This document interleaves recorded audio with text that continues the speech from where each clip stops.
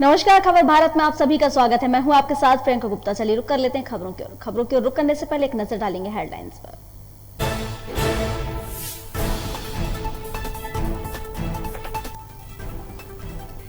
पूर्व सीएम दिग्विजय सिंह का बड़ा बयान। क्लब हाउस चैट पर पाकिस्तानी पत्रकार के सवाल पर बोले दिग्गी। कहा, कांग्रेस सत्ता में लौटी तो कश्मीर में आर्टिकल 370 का पलटेगा फैसला।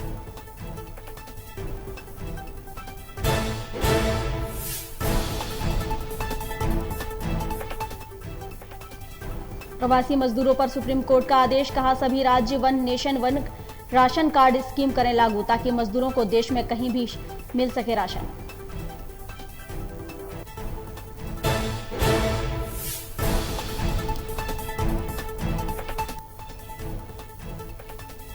राज्यसभा सांसद ज्योतिरादित्य सिंधिया का भिंड दौरा। स्वास्थ्य सेवा मिशन वैक्सीनेशन सेंटर का किया निरीक्षण। सिंधिया ने राज्य मंत्री को सौंपी एम्बुलेंस।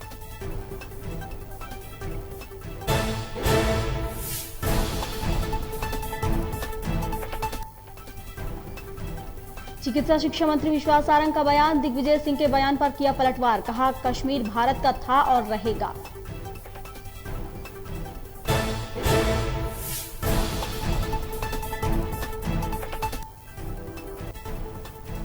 और स्वास्थ्य मंत्री प्रभुराम चौधरी का बयान। प्रदेश में कोविड की स्थिति हो रही बेहतर। कहा, कोरोना नहीं हुआ खत्म, सभी लोग लगवाएं टीका।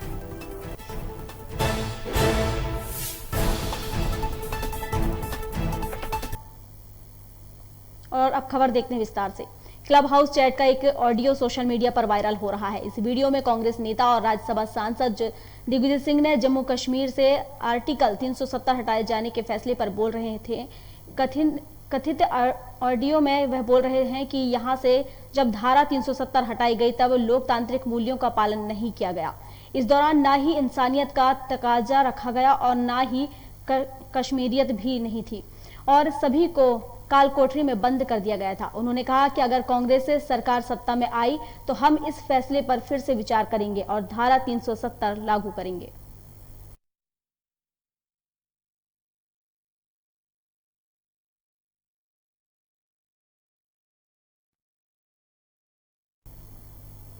सुप्रीम कोर्ट ने प्रवासी मजदूरों के लिए बड़ा आदेश जारी किया है। सुप्रीम कोर्ट ने सभी राज्यों और केंद्र शासित प्रदेशों से कहा है कि उन्हें one nation one ration card scheme लागू करनी चाहिए। अदालत ने कहा कि ऐसा करने पर मजदूरों को अपने राज्य के अलावा पूरे देश में कहीं भी राशन मिल सकेगा। दरअसल सुप्रीम कोर्ट ने यह मामला खुद उठाया था।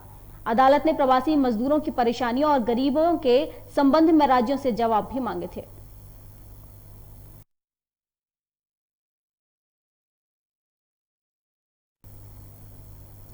राज्यसभा सांसद ज्योतिरादित्य सिंधिया ने भिंड दौरे के दौरान माधवराव सिंधिया स्वास्थ्य सेवा मिशन वैक्सीनेशन सेंटर का निरीक्षण किया और दूसरे ही दिन सिंधिया ने ग्वालियर में आयोजित कार्यक्रम से भिंड जिला अस्पताल के लिए माधवराव सिंधिया स्वास्थ्य सेवा मिशन द्वारा एक एम्बुलेंस राज्य मंत्री एवं कोविड प्रभारी मंत्री ओपीएस भदौरिया को दी। राज्य मंत्री ओपीएस भदौरिया द्वारा एम्बुलेंस की विधि विधान से पूजन करने के बाद जिला अस्पताल में collector doctor Satish Kumar SP Manoj Kumar Singh एवं सीएमएचओ डॉक्टर अजीत मिश्रा को सुपुर्द की गई।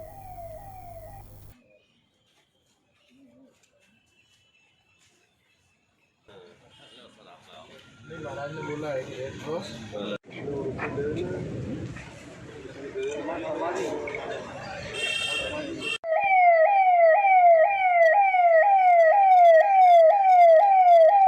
कि सिंधिया जी दिन रात लोगों की मदद भी कर रहे थे, संसाधन जुटाने में भी मदद कर रहे थे और प्रत्यक्ष रूप से प्रभावित लोगों से बात भी कर रहे थे। और अब जब कोविड नियंत्रण हुआ है तो ये आज बड़े हर्ष का विषय है कि लगभग 1 करोड़ रुपए की एम्बुलेंस सुविधा उन्होंने 5 जिलों को उपलब्ध कराई है, जिसमें एक हमारा भिंड है, मुरैना, ग्वालियर, गुना और शिवपुरी। इन 5 जिलों को उन्होंने विकसित एम्बुलेंस उपलब्ध कराई हैं, जो हमारी स्वास्थ्य सुविधा के लिए बेहद महत्वपूर्ण है। और मैं आपके चैनल के माध्यम से, आप लोगों के माध्यम से उनका आभार भी व्यक्त करना चाहता हूं।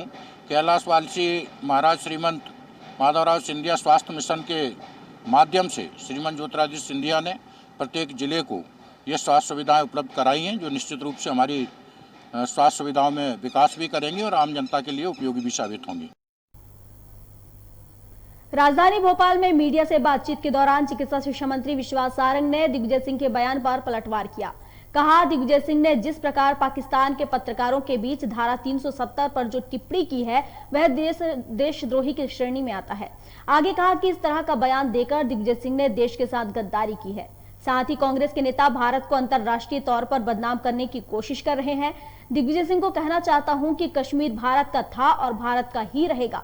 कितने ही नेता जन्म लेंगे, कश्मीर में धारा 370 वापस नहीं लगाई जाएगी। दिग्विजय सिंह और कांग्रेस के अल्टीमेटम देता हूं, यदि देश को तोड़ने की कोशिश की तो उन पर सख्त कार्रवाई की जाएगी। दिग्विजय सिंह, तुम कहते हो कि 370 फिर से लागू करोगे। पाकिस्तान के पत्रकारों के साथ मिलकर क्लब हाउस में ये विचार दिग्विजय सिंह व्यक्त कर रहे हैं। अरे आपके पुरखे भी आ जाए, कांग्रेस के पुरखे भी आ जाए तो धारा 370 कश्मीर में लागू नहीं होगी। मध्य प्रदेश के स्वास्थ्य मंत्री प्रभुराम चौधरी ने बयान देते हुए कहा कि प्रदेश में कोरोना की स्थिति बेहतर हो रही है। आज 377 केस आए हैं और 4000 केस बचे हैं। प्रदेश सामान्य स्थिति में आ रहा है। वहीं उन्होंने कहा कि अभी संक्रमण खत्म नहीं हुआ है। सभी लोग कोरोना गाइडलाइन का पालन करें और वैक्सीन लगवाएं। इस दौरान मंत्री ने कहा कि तीसरी लहर की तैयारी चल रही है। नए कोविड सेंटर बनाए जा रहे हैं, ऑक्सीजन के प्लांट भी लग रहे हैं। वहीं नर्स आंदोलन को लेकर कहा कि सभी को धैर्य से काम लेना चाहिए। अभी कोविड काल चल रहा है, सरकार समय समय पर मांगे पूरी करती है। इस दौरान प्रभुराम चौधरी ने कांग्रेस पर भी निशाना साधते हुए कहा, कांग्रेस का कोविड काल में किसी तरह का सहयोग नहीं मिला है, वह सिर्फ राजनीति कर रहे हैं। वहीं पेट्रोल डीजल बढ़ते दाम को लेकर कहा कि आगे आने वाले समय में दाम कम होंगे। अभी अंतर्राष्ट्रीय स्तर पर दाम बढ़ रहे हैं। जो पॉजिटिविटी की दर है वो 0.43 है और रिकवरी हमारी 98.31 है और मध्य प्रदेश अब सामान्य स्थिति में आ रहा है। लेकिन फिर भी मैं आमजनों से, मध्य प्रदेश की जनता से, आप लोगों के माध्यम से कहना चाहूँगा कि सावधानी हमें पूरी बरतना है और जो हम बाहर निकलें तो मास्क लगाकर ही रहें, सोशल डिस्टेंसिंग का पालन करें, जो कोरोना का प्रोटोकॉल है उसका पूरी तरह से पालन करें, क्योंकि कोरोना का संक्रमण कम हुआ है लेकिन अभी पूरी तरीके से गया नहीं है। इसके रोकथाम के लिए हमें पूरी सावधानियां बरतना है और जो वैक्सीन हम लोग लगा रहे हैं वो वैक्सीन भी सब लोगों को लगवाना है। भारतीय जनता पार्टी के प्रदेश अध्यक्ष वी डी शर्मा ने विधानसभा अध्यक्ष के निवास पहुंचकर उनसे मुलाकात की। वहीं वी डी शर्मा ने इस मुलाकात को सौजन्य भेंट बताया और कांग्रेस नेता दिग्विजय सिंह के चैट मामले पर कहा कि दिग्विजय सिंह का पाकिस्तानी पत्रकार से संबंध है और इस मामले की जांच के लिए मैं केंद्रीय गृह मंत्री अमित शाह को पत्र लिखकर एनआईए की जांच की मांग करूंगा। माननीय विधानसभा अध्यक्ष जी के साथ आज एक सौजन्य भेंट के लिए, क्योंकि वो जब से अध्यक्ष की उनको जिम्मेदारी मिली है तो एक परिवार के नाते से आज मैं मिलने के लिए उनसे आया हूँ। हर प्रकार के उन बातों पर जो देश के लिए लोग काम करते हैं उस पर क्वेश्चन खड़ा करने का काम दिग्विजय सिंह हमेशा से करते आए हैं। आज तो और ज्यादा घातक कदम उठाया है कि कांग्रेस का जो ग्रुप है क्लब हाउस चैट, जिसके अंतर्गत पाकिस्तानी पत्रकार का सम्मिलित होना, ये अत्यंत तौर पर आपत्तिजनक, देश की सुरक्षा के लिए, देश की एकता, अखंडता और संप्रभुता के लिए बड़ा खतरा है। हमने मांग की है कि एनआईए इसकी गंभीरता से जांच करे कि दिग्विजय सिंह का पाकिस्तान के साथ क्या संबंध है, पाकिस्तानी पत्रकार कैसे सम्मिलित हुआ उस चैट के अंदर, कौन सा षड्यंत्र दिग्विजय सिंह और कांग्रेस के लोग जो उस ग्रुप के अंदर हैं, इसकी जांच उनके कॉल रिकॉर्ड से लेकर के सारी गतिविधियों की जांच एनआईए को करना चाहिए। और मैं आज माननीय देश के हमारे गृह मंत्री माननीय अमित शाह जी को आज इस पर एक पत्र भी लिख रहा हूं कि देश की एकता, अखंडता और संप्रभुता पर दिग्विजय सिंह पाकिस्तान के लोगों के साथ मिलकर के जो षड्यंत्र रच रहे हैं इसकी जांच एनआईए से तत्काल करके इन पर कड़ी कार्रवाई करनी चाहिए। ने दिग्विजय सिंह के बयान पर कहा कि भाजपा गलत मतलब के साथ प्रचार कर रही है। दिग्विजय सिंह ने धारा 370 लागू करने की बात बिल्कुल नहीं की है। जो कांग्रेस पार्टी ने सदन में कहा था कि जिन परिस्थितियों में हटाया गया है उसके बजाय पूरी विधानसभा और नेताओं को हटाना चाहिए था। आगे कहा कि मध्य प्रदेश में 1,70,000 मौतें कोरोना से हुई हैं, उसको दबाने के लिए भाजपा इस झूठ का सहारा ले रही है। देखिए, भारतीय जनता पार्टी जनता का भरोसा खो चुकी है, इसीलिए वो हताश है, निराश है। तभी आज भाजपा दिग्विजय सिंह जी के बयान का गलत मतलब के साथ प्रचार कर रही है। ये सबसे बड़ा प्रमाण है इस बात का। दिग्विजय सिंह जी का बयान अंग्रेजी में है, शायद भाजपा के बहुत से मित्रों को सही से समझ में नहीं आया है, इसीलिए वो भ्रम फैला रहे हैं। दिग्विजय सिंह जी ने अपने बयान में कहीं नहीं कहा है कि वो 370 को दोबारा लागू करवाएंगे। ये बात बिल्कुल झूठ है। दिग्विजय सिंह जी ने कोई पाकिस्तानी प्लेटफॉर्म पे ये बात नहीं कही, बल्कि भारतीय प्लेटफॉर्म पे भारतीय लोगों द्वारा आयोजित एक प्रोग्राम में कही। उसके साथ साथ दिग्विजय सिंह जी का कहना था कि जिन हालात में, जिन परिस्थितियों में 370 को हटाया गया वो ठीक नहीं थी।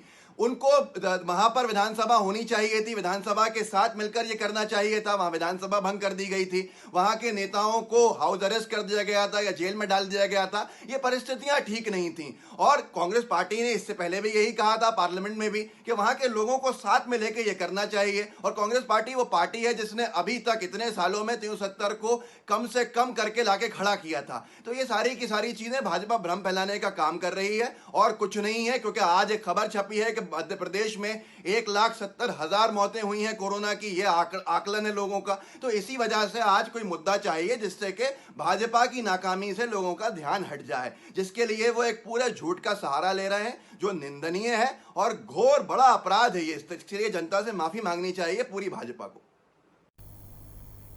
भिंड जिले का एक वीडियो और फोटो सोशल मीडिया पर वायरल हुआ है, जिसमें आरटीओ चेक पोस्ट पर भ्रष्टाचार होता नजर आ रहा है, जिसको लेकर भिंड परिवहन चेक पोस्ट प्रभारी विमल गुप्ता के खिलाफ कार्रवाई करने की मांग तेज हो गई है। आपको बता दें कि शिकायतकर्ताओं ने आरोप लगाए हैं कि सस्पेंड आरक्षकों के भरोसे भिंड के आरटीओ चेक पोस्ट चल रहा है। वहीं शिकायतकर्ता ने 4 सस्पेंड आरक्षकों के नाम भी उजागर किए हैं, जिनमें मुकेश मौर्य परिवहन आरक्षक, बालाजी गुर्जर परिवहन आरक्षक जो कि सीबीआई जांच के घेरे में हैं, और तो वहीं मानवेंद्र जादौन एवं भूपेंद्र तोमर, यह दोनों आरक्षक सस्पेंड होने के बावजूद भी भिंड आरटीओ चेक पोस्ट पर ड्यूटी कर रहे हैं। हालांकि मामले की तूल पकड़ते ही शिकायत मिलने पर डिप्टी ट्रांसपोर्ट कमिश्नर भिंड पहुंचे, जहां उनकी जांच पड़ताल की। मीडिया से डिप्टी ट्रांसपोर्ट कमिश्नर ने कहा कि जो भी शिकायतें हैं 7 दिन में उन सभी शिकायतों का निराकरण कर दोषी पर कार्रवाई की जाएगी। जो हमारे लोगों से शिकायत आ रही थी, जैसे जो आरक्षक बैठे हुए हैं, निलंबित आरक्षक हैं, सजा याफ्ता आरक्षक हैं, उनको नहीं रखना है। और ऐसी परिस्थिति में जब आदमी की ट्रांसपोर्टरों की किस्तें नहीं भर पा रही हैं, तो हमारा फर्ज बनता है कि उनको अवैध वसूली जो वहाँ होती है उससे दूर रखा जाए। इन्हीं चीज़ों को लेकर मैंने ज्ञापन दिए हैं सब। निलंबित और दंडित कर्मचारी है, आरक्षक है, वो गैर कानूनी तरीके से चेकपोस्ट पर काम कर रहे हैं। इस पे से परिवहन आयुक्त महोदय ग्वालियर ने मुझे आदेशित किया गया कि आप जाके इसको देखें कि क्या सच्चाई है। उसी जांच के सिलसिले में आज हम लोग यहाँ आए थे, आप लोग से भी चर्चा किया है। इसके बाद और आगे डिटेल जांच करेंगे। जो भी आप लोगों ने सुझाव और रास्ता बताया है उसको हम डिटेल जांच करेंगे। जो भी जांच होगी जो भी रिपोर्ट भेजेंगे वो। खबर भारत में खबरों का सिलसिला लगातार जारी रहेगा। फिलहाल इस बुलेटिन में बस इतना ही। आप बने रहिए खबर भारत के साथ। नमस्कार।